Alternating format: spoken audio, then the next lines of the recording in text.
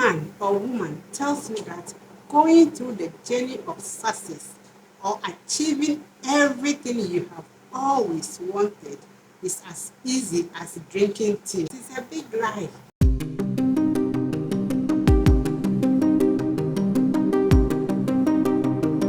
Hello, my lovers. Welcome back again to my channel. My name is Kukwa and this is Kukuasinspiration, where I share inspirational and motivational videos. If you are new here, please do not make it your last. Stay positive on here by subscribing, liking, sharing, and also participating in the comment section. My lovely returnees, God bless you all for your support. Please keep the support coming. Bring it, because I need it more. Thank you. All right, today we are going straight into the episode 2, which is how to achieve everything you have always wanted. If you are interested, please stay glued and let's dive into it. If any man or woman tells you that going through the journey of success or achieving everything you have always wanted is as easy as drinking tea, it is a big lie. Even drinking tea is not as easy as you think. You first have to put on a fire, boil water, add tea, give it some time to dissolve, add sugar, milk, stir, toast bread, fry egg. The process is endless, but the lesson here is that you will sweat a little bit, if it's not more, before your tea will be ready to be consumed. Achieving everything you have always wanted in life also has to go through process. Last week, we learned that we have to follow 3 guidelines to succeed, which is 1. Think success. 2. Constantly remind yourself that you are bigger than you think you are. And 3. Believing big. Well, today we will still continue with more steps and guidelines. In your journey to success, you have to study people. You will study people very carefully to discover. Then apply success rewarding principles to your life and the time to begin. It's now. Go deep into your study of people and you will discover that unsuccessful people suffer a mind-deadening thought disease called exquisites. You will also know that exquisites explains the difference between successful and unsuccessful people. You will still discover that unsuccessful people are always full of excuses. Study the lives of successful people and you will discover that they are always on the go, rushing out. No excuses whatsoever. Even when there is no hope, they are still hopeful. They believe they can do it no matter the obstacle and the challenges. Exquisite is simple the disease of failure, and all unsuccessful individuals have this kind of disease. They must find one excuse or the other to justify their inability to move forward, to accomplish their goals, to achieve what they always wanted to achieve in life. And each time they make excuses, the excuse becomes embedded deeper within their subconsciousness. Let me tell you, thoughts, whether positive or negative, grow stronger when fertilized with constant repetition. Take for instance, our farmers. If they want to harvest more, they constantly spray their crops with fertilizers to make the crops grow stronger and fresh. Same thing happens to human mind.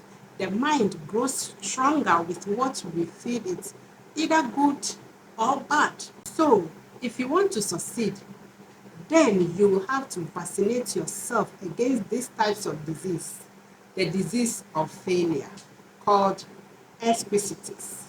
Let me bring you in on the 4 most common forms of exquisites, so you will know what you are vaccinating yourself against.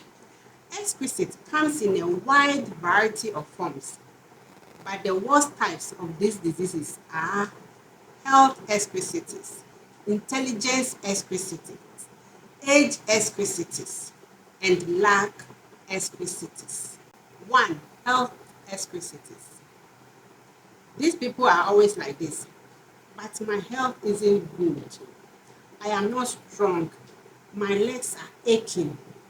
This is that, that, all the time. This type of excrescities is an excuse for failing to accept greater responsibilities, failing to make more money, failing to achieve success and to enjoy a fulfilling life. Think for a moment of all the highly successful people you know who could but would not use health as an excuse. They will complain and complain to dodge one thing or the other. You have both arms and legs and you are complaining, always finding excuses not to succeed. These are what you can do to say goodbye to health excrescities. 1. Refuse to talk about your health and using it as an excuse. The more you talk about it, even the common cold, the worse it seems to get. Success-minded people defeat the natural tendency to talk about their bad health. 2. Refuse to worry about your health. The more you worry about it, the more handicapped you become. So stop worrying about your health and think positive all the time. 3. Be genuinely grateful for your health. Be grateful that your health is as good as it is. Do not compare yourself to others in a negative way. Like I said, everyone is struggling with one ailment or the other, but you do not know because they won't tell you. Instead of you to be complaining about your health, it is far better to be glad that you are alive and healthy. Life is yours to enjoy. Don't waste it by wishing yourself into a hospital bed. Now, the second form of excrescence you have to tackle is 2. Intelligence excrescence. Intelligence excrescence, or I lack brain, is common. It is so common that about 95% of the people around us have in varying degrees. Not many people will admit openly that they think they lack adequate intelligence. Rather, they feel it deep down inside. Most of us make two basic errors with respect to intelligence. We underestimate our own brain power. 2. We overestimate the other person's brain power. Because of these errors, many people sell themselves short. They fail to tackle challenging situations because it takes a brain. What really matters is not how much intelligence you have, but how you use what you do have. Listen, the thinking that guides your intelligence is much more important than the quantity of your brain power. I repeat, the thinking that guides your intelligence is much more important than the quantity of your brain power. Knowledge is power when you use it constructively. What did I say? I said knowledge is power when you use it constructively. The ability to know how to get information is more important than using the mind as a garage for facts. You know everything and every fact in this world. You know every history, but you cannot sit down to use your brain to constructively think of something better to improve your life. I beg, leave facts for Google. Now, how do you cure intelligence excrescence? 1. Never underestimate your own intelligence and never overestimate other people's intelligence. Do not sell yourself short. Concentrate on your assets. Discover your superior talent. Remember, it is not how many brains you have got that matters. Rather, it is how you use your brain that counts. 2. Remind yourself daily that your attitudes are more important than your intelligence. Wherever you find yourself, be it at work, home, practice positive attitudes.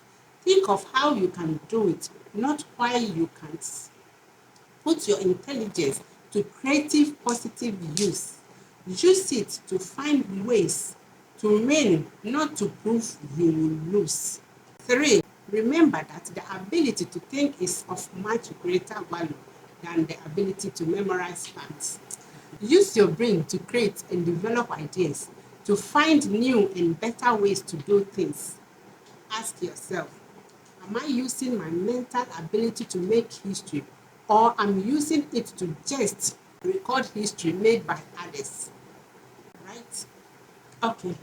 The third exquisite that you have to combat is age exquisite.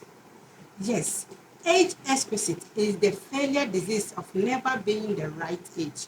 Mhm. It comes in two forms: the I am too old variety and the I am too young brand. You talk to people of all ages and they will explain their mediocre performance in life by using the excuse of age. Like, I am too old or too young to break in now, or I can't do what I want to do, or I'm capable of doing because of my age handicap. Really, like seriously, this excuse has closed the doors of real opportunities to thousands of people. They think their age is wrong, so they don't even bother to try.